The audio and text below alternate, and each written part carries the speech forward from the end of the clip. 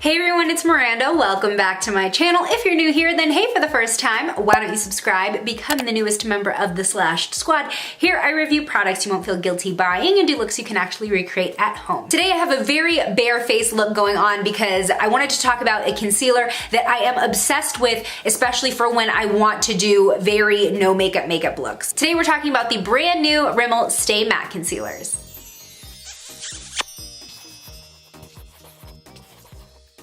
So these just came out and Rimmel has kind of redesigned their whole Stay Matte line. They've redesigned the packaging on the foundations and added new shades. They came out with a primer and setting spray. They have powders out obviously. And then these puppies are like the stars of the show for sure. So the Stay Matte Concealers actually have 20 shades in the line and they claim that they will match 99% of skin tones. I'm really happy that drugstore brands are finally kind of getting the hint that more than just light and medium skin tones want to use their products. I will say that this particular line does still lean light and medium heavy, but they have included more shades than any of their other launches. If you want to see swatches of all 20 shades, I will leave a link below to my blog post that includes those swatches. But let's talk a little bit about the formula because that is why I love this concealer. So if you know and love the Stay Matte foundation formula, then you'll probably love these too. But even if you didn't quite like the foundation, these might still work for you. These have a slightly softer matte finish than the foundation. You get this really nice, smooth, powdery finish, but it's not dry at all and you don't get that crackly look that a lot of matte concealers can leave behind, especially when you're working in areas like under the eyes or near the laugh line. Now, like most other matte concealers, these aren't the best to be applying over dry areas, but I will show you a clip in a few of me applying this over a particularly dry patch of skin just so you can see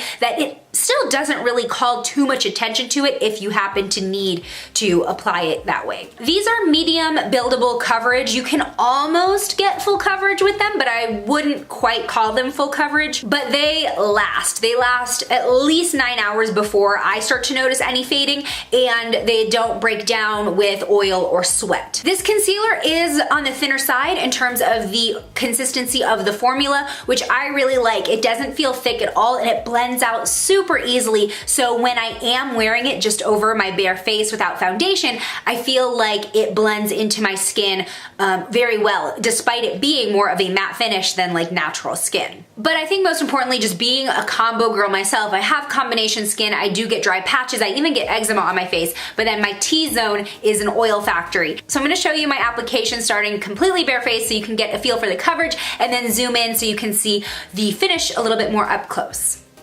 Okay, so this is me barefaced. As you can see, I am dealing with redness, I'm dealing with blemishes and hyperpigmentation. In fact, I think these blemishes are completely flat now. It's just literally hyperpigmentation because my skin loves to just hold on to memories of past blemishes. Now, if I'm going over foundation, Buff is a pretty good match for me. It's a little bit more on the yellow side, so it matches my foundation shades. However, if I'm going just over my bare skin and I kind of want to get away with just wearing a little bit of concealer and not doing a full face, I'll go for Classic Beige. It's a little bit more on the neutral side. So first off, obviously this big old red spot right in my laugh line, which is a hard place to put concealer, especially matte concealer, because I'll often just end up with a huge crack and dry looking area here. So I'll show you what this looks like in this hard to cover area.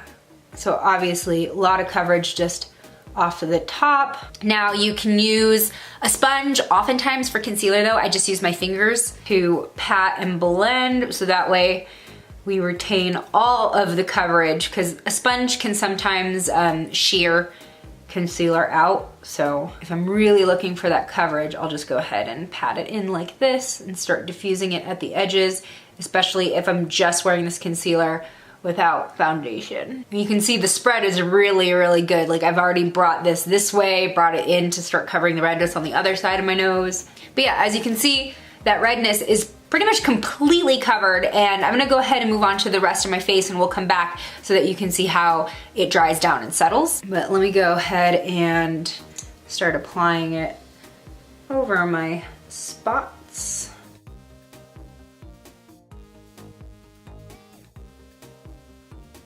So that was one layer of the Stay Matte all over the rest of the problem areas on my face. And as you can see, it does start out about medium coverage. So this is what one layer looks like over that hyperpigmentation that I had. And these are probably the darkest spots on my face. You can still kind of see them poking through. But like I said, it's just one layer. So I'm just gonna show you how it builds up. So now we're almost completely covered. I would say that's like on the highest spectrum of medium coverage, almost at full. But either way, my skin is much more evened out than we started out with. So I'm gonna get a little bit closer so you can see the finish on the skin, because I think that's kind of the best part about this concealer is how it finishes and how comfortable it is. Okay, so I'm a little bit closer. Hopefully you can sort of see the finish on some of these spots. Here is the area that we just applied that 2 layers with. And as you can see, it's a soft matte finish. So we're definitely not getting as much radiance as probably my natural skin would give off, but it's not like super, super dry down matte. Now I wanted to point out this red area, which is probably the biggest problem that I have on my face right now. Not only is it super red, but it's also a dry patch. So obviously, usually you don't want to apply matte products over dry skin, but in this case, this concealer does pretty well at keeping it looking smooth and, you know, getting that coverage without it looking crackly and gross. And that is probably the driest area on my face. Of course, it's right in my laugh line, but on this side, we also covered up some redness and you're not seeing as much of the concealer falling into the laugh line. It's just the fact that I have a dry patch right here. My biggest praise of this concealer is the fact that it stays comfortable even once it's dried down. It never feels drying and I don't really see it falling into the fine lines of my face. In fact, let me put a little bit under my eyes because I didn't do that right now, but that's probably where I see the most benefit because it doesn't create that like weird bunchy look. So I'll put a little bit of porcelain under my eye because that is my under eye shade, even though it's like real light. I'll just dab it on a little bit. So here's how it looks under the eye, and this is kind of my favorite way to use this concealer. I don't find it to really bunch up in this line right here a lot, and it just doesn't break down in that really obvious way that a lot of other concealers do, especially with a matte finish. So this is what my face looks like when I'm just wearing the concealer and no foundation. I've been doing this a lot lately just when I don't want to wear like a full face, but maybe there are some problem areas I want to cover up. It's like my real no makeup look.